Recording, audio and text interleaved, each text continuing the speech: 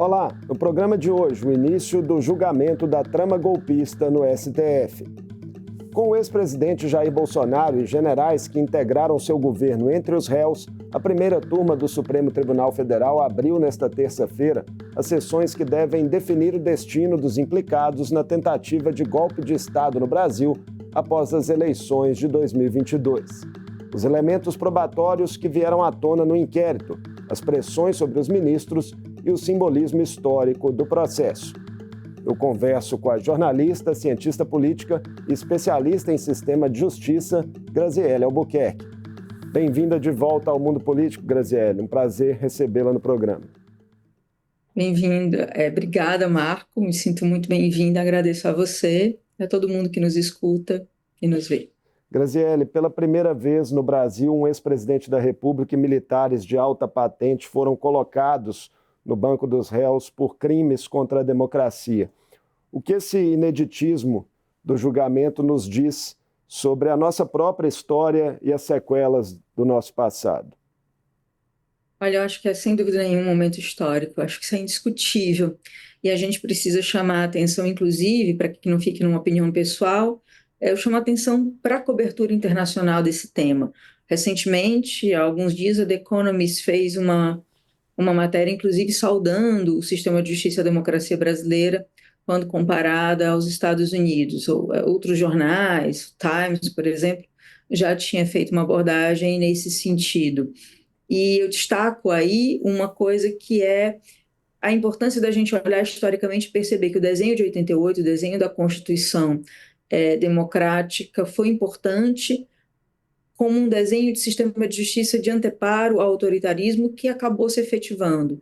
A gente viu a América Latina inteira passar por uma transição, cada país com um ordenamento jurídico próprio aí nessa transição dos 70 para os 80, com uma nova Constituição, e o sistema de justiça brasileiro foi cunhado, sim, como um sistema de garantia de direitos, de anteparo ao autoritarismo, e isso funcionou. Há críticas a serem feitas em alguns momentos, mas a gente está acompanhando o julgamento com a presença do Judiciário, do Ministério Público, da ampla defesa, um julgamento que tem sido transmitido e pode ser acompanhado, inclusive, pela cobertura, mostra uma maturidade democrática que deve ser, sim, ressaltada.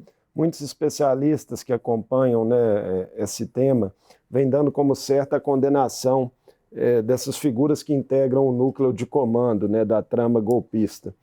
O que mais lhe chamou a atenção como observadora no conjunto probatório, né, que veio à tona no inquérito da Polícia Federal e também, né, nos apontamentos do Procurador-Geral da República? Olha, eu acho que a fala do Gonê é bem sintética, sobretudo quando ele aponta, ele é muito incisivo em colocar a materialidade do crime, né? Ele fala isso na colocação dele, e se você for ver essa espécie de síntese, né, de resumo da acusação, há essa busca pela materialidade. Por quê? Porque os advogados de defesa, eles estão a todo tempo dizendo de uma coisa que não aconteceu, né? Eles se focam na tentativa, não de que isso era dito na imprensa, mas não houve nada, isso era apenas é quase como uma defesa pelo não aconteceu, é como se a defesa ficasse muito no campo das ideias, e óbvio, é o papel dela, mas eu acho que o Gonê, ele é muito preciso, ou pelo menos ele é muito incisivo quando ele fala da materialidade, ele tenta deixar isso muito claro na sua expressão, como ele fala da criação de um clima, né? A própria abertura, essa leitura aí de uma espécie de memorial feita pelo Alexandre de Moraes, fala de que a gente tem aí, então, um crime que está muito ligado à criação de um clima também, né? Uma construção narrativa através de lives, através de documentos, através de entrevistas. Então, eu destaco por parte do Ministério Público um movimento para materializar esses crimes, e nele, tanto na fala dele, do Gonê, como do Alexandre de Moraes, essa questão da comunicação, e aí eu vou puxar um pouco o assunto para a minha área, porque a gente tem também o ineditismo desse julgamento, um julgamento que tem uma preocupação com o processo, com o tipo penal, mas também uma preocupação com a comunicação. Veja que as falas do Alexandre de Moraes são muito contundentes, elas mandam um recado, o próprio Gonê também manda um recado.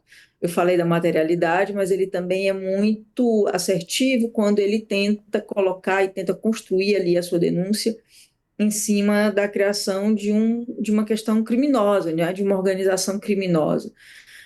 Mas um ponto comum na fala dele e do Alexandre de Moraes é essa questão da narrativa, que a gente não tem ali um golpe, uma tentativa de golpe feita às escondidas, no sentido de que há sim uma questão de bastidor, mas há uma incitação pública, né, a questionar a democracia, a questionar o voto, a questionar as urnas.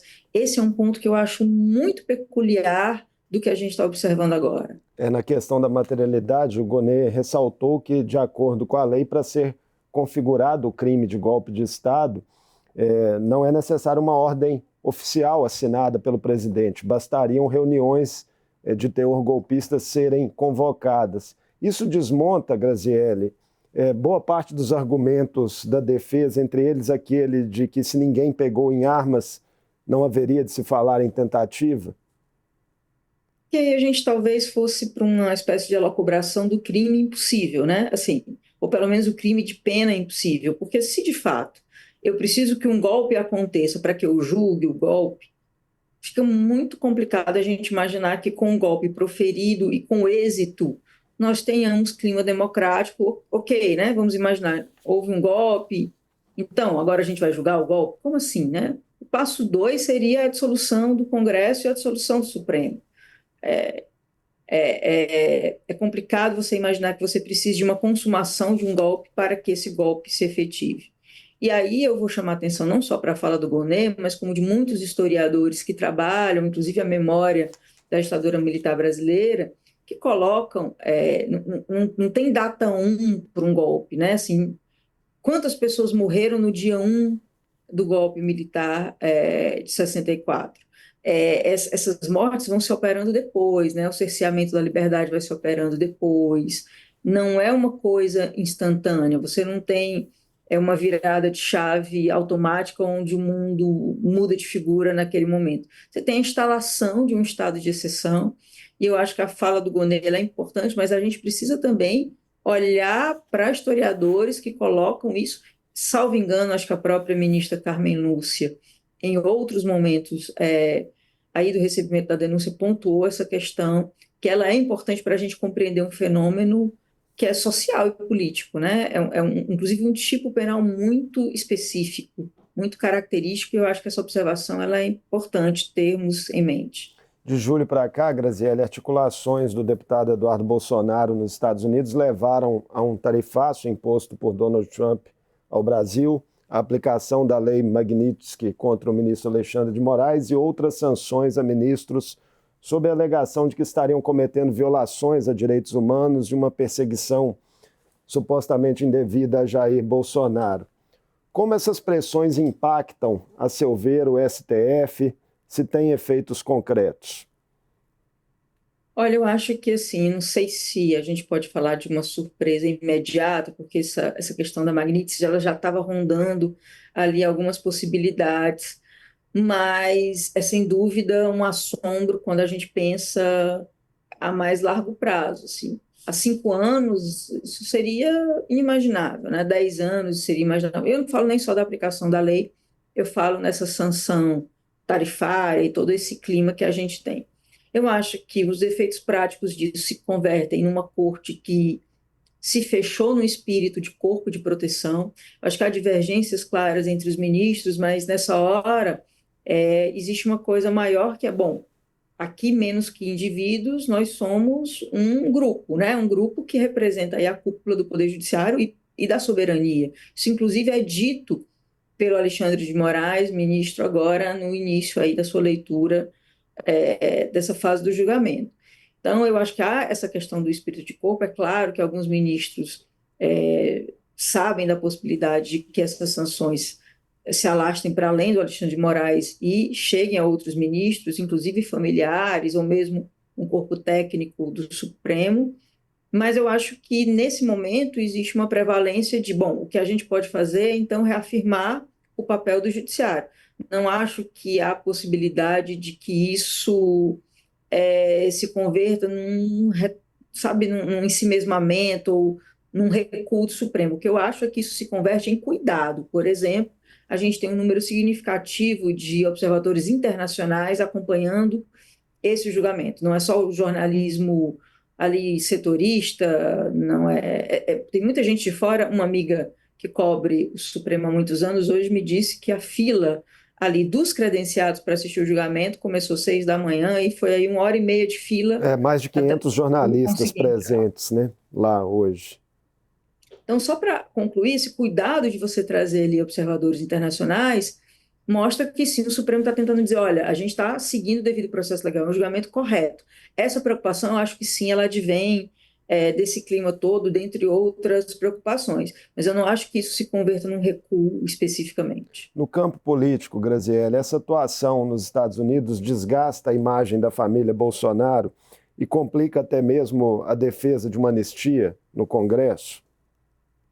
Depende do que para que grupo você fala, né? Assim, a gente vive um Brasil polarizado e os Estados Unidos estão um pouco estão numa situação assim, digamos, muito diferente. Você tem, inclusive, claro, o Trump ganhou com uma maioria significativa, mas você tem um país também polarizado lá. O que eu acho é que assim, essa questão do Bolsonaro, da ida do Eduardo Bolsonaro para os Estados Unidos e, sobretudo, da tarifa, ela se converte num claro custo econômico. A gente vê segmentos aí entre direita e extrema-direita tentando levantar, inclusive, uma bandeira aí de anistia, etc., e de preservação dos Bolsonaro, por conta, inclusive, de um cálculo político de voto para a eleição em 2026, mas o custo econômico se instalou. Sobretudo quando você tem tarifas que envolvem e prejudicam o setor agrícola, que é um setor que, né, de maneira mais costumeira, apoia o governo Bolsonaro, o apoio ao governo Bolsonaro. Então, a gente tem aí, eu acho que uma questão econômica, o custo ficou alto, né, o custo tarifário ficou alto, e para um grupo que não que costumava apoiar de maneira integral é, o governo do presidente Bolsonaro, Jair Bolsonaro, e a gente já tem esse custo político, econômico, por outro lado, atrelado à questão da anistia. E aí a gente tem também, quando a gente vai pensar na anistia, uma questão que é um Congresso Nacional muito autônomo, né? Hoje com um poder de muito relevo se a gente compara em relação ao Executivo e ao Judiciário. Especificamente em relação ao ministro Alexandre de Moraes, que é o alvo preferencial aí da extrema-direita, há em diferentes análises, Graziele, o reconhecimento de um papel dele na preservação da democracia, mas também algumas críticas que apontam extrapolação de poderes, medidas excessivas. Como entender o tamanho que esse personagem adquiriu nessa nossa quadra histórica e suas eventuais contradições? Acho que aí a gente precisa separar duas coisas. Primeiro, o personagem. Se a gente para pensar, e essa é bem a minha linha de estudo, a gente vai ver que, por exemplo, a gente tem o Alexandre de Moraes agora, como esse juiz que é herói para uns e vilão para outros. Há alguns anos a gente tinha o Moro ocupando esse lugar, e um pouco mais atrás a gente tinha o Joaquim Barbosa, né? Aí para quem acompanha o Mensalão. Então, assim, essa coisa da personificação, ela não é um dado de agora, é uma coisa que vem crescendo. São personagens muito diferentes e, inclusive, diferentes matizes políticas, mas eu estou chamando a atenção para o fato de que a gente tem olhado para o judiciário e para juízes com esse nível de personificação, o que também é um dado recente na história brasileira. Dito isso, eu acho que assim, o Alexandre de Moraes, do meu ponto de vista, tem um papel muito relevante na democracia. Sem dúvida, há questões de excesso a serem comentadas, mas a gente vive um grande momento de exceção, né? A gente está, como a gente acabou de falar, julgando uma tentativa de golpe. O que eu vejo excessos à parte, há um cuidado também para que se tenha algumas garantias do ponto de vista de não só ter um devido processo legal, mas que esse devido processo legal ele dê sinais de que ele de fato funciona. Por exemplo, grande maioria das decisões do Alexandre de Moraes são referendadas pela turma. Isso para não falar de algumas outras decisões em outros âmbitos referendados pelo plenário do Supremo. Então, esse cuidado para que não fique a voz de um, embora ele apareça, mas tem a voz do grupo, é importante. É importante a presença de observadores internacionais, é importante a presença de advogados numa bancada, etc. Agora, há também o cuidado, por outro lado, de que, como a gente hoje tem uma comunicação muito expressiva, que aquilo não vire, o julgamento não vire uma novela, ela já é um pouco uma novela, mas não vire um grande entretenimento, com cortes, etc, etc, etc, com o Pequeno Príncipe de Maquiavel sendo dito no plenário para claramente virar um corte e ir para a rede social, esse cuidado tem. Mas esse ambiente já é um ambiente meio que do entretenimento, e aí fica muito fácil você ter um personagem que aparece, né? Porque o entretenimento ele tem vilão e tem herói, então você tem. E aí você precisa ter cuidado, porque quando a gente vai para esse âmbito no judiciário, e aí eu tenho um temor específico, porque o judiciário é contra-majoritário por natureza. Se eu tenho um juiz que representa amor e representa paixão ou ódio, eu tenho um judiciário que caminha, pelo menos do ponto de vista da imagem, para deixar de ser contra-majoritário para ser um judiciário eletivo, né? Como se eu amasse aquele prefeito, ou votasse naquele vereador, quisesse aquele presidente. O judiciário, quando ele vai muito para esse lado, e aí não é uma questão de agora, por isso que eu falei desse histórico, acho que é um movimento maior aí, a gente tem o risco de criar um movimento meio de judiciário plebiscitário e não contra-majoritário, que é o modelo clássico. Isso renderia um outro programa inteiro, né, de reflexões, porque de fato bastante complexa a situação do judiciário brasileiro. Agora, Graziele, no início da leitura do relatório, né, que abriu o julgamento, Alexandre de Moraes deu declarações fortes e afirmou que, abre aspas, a impunidade, a omissão e a covardia não são opções para a pacificação. Foi uma antecipação de juízo por parte do relator? É um recado, né? Um recado muito bem dado, assim.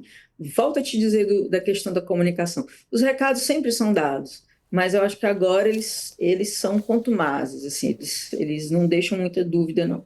Acho que a gente pode encarar isso como uma antecipação de decisão, mas eu acho que, acima de tudo, é um recado público, porque todo mundo fez sua pipoca, estava na frente da televisão assistindo isso, então é um recado. Há uma expectativa na crônica, Graziele, em torno do posicionamento que será assumido pelo ministro Luiz Fux, porque na sessão de recebimento da denúncia, né, contra esse grupo central da trama golpista, ele fez ponderações lá atrás, ainda que tenha acompanhado o relator. Ele foi também o único a votar contra as medidas restritivas que foram impostas por Moraes a Bolsonaro, como o uso da tornozeleira eletrônica. A tendência é de mais divergências serem explicitadas ao longo desse julgamento? Olha, essa eu acho que é a pergunta de milhões, assim, porque eu acho que a gente tem aí um impasse que é um voto claramente do Fux, que tendia a ser divergente, tendia a flexibilizar as condenações, mas isso foi antes da Magnitsky, né? Isso foi antes do quadro que se instalou. Então, assim, agora o cenário mudou, e é o que eu tinha falado antes. Eu acho que há aí um movimento um pouco de espírito de corpo, no sentido mesmo de proteção do judiciário, de que o judiciário não pode agora julgar porque vai ter ou não uma sanção de um outro país, né? Então, eu acho que essa é uma coisa para a qual eu não tenho resposta, mas eu quero muito saber, porque a gente tinha um cenário sem uma variável externa que muda o jogo.